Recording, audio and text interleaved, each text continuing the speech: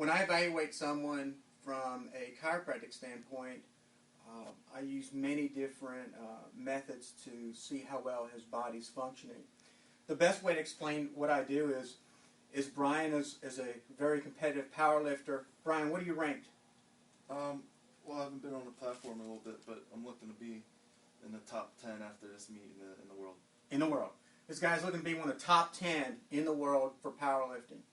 So what I explain to my patients or patient athletes is they're the race car driver. They know how to lift and do all those things, and I'm their mechanic.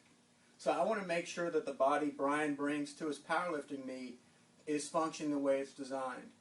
And a lot of times I'll start with the foot and ankle, and the reason why I start there is because when Brian stands up, if he can't move all the way through his foot and ankle, that force will come through his body, and he may have to cheat a little bit in his lift, so that could cost him some poundage as he's going for his world record or trying to be #1 in the world if his body's not functioning all the way. Brian can muscle through it, but if I could have him not muscle his body into getting into the position and go into the weight, his weights will go up.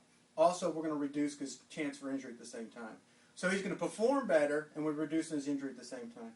So I'm just kind of looking at his ankle, and the ankle should have, this is neutral here, you may not be able to see that, and he's only got about 5 degrees of dorsiflexion, ability to take his foot to here.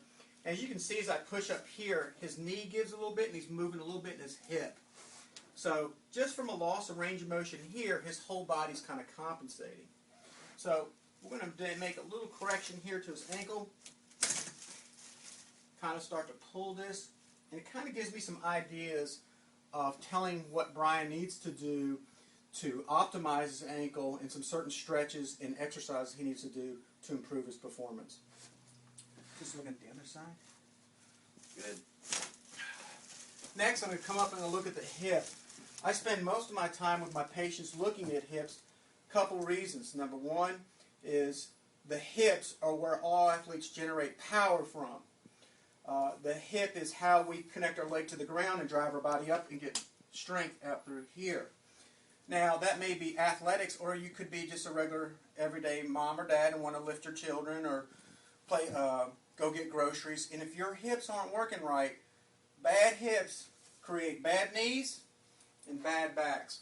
And these are the main things that we see in the general population. They have bad knees and bad backs.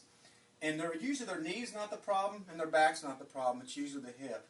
So if we simply fix the hip and start working on that, the knee pain and back pain goes away without 2 different treatment strategies. So that's what I like about this evaluation. It's very efficient, it's very effective, and the results are pretty quick.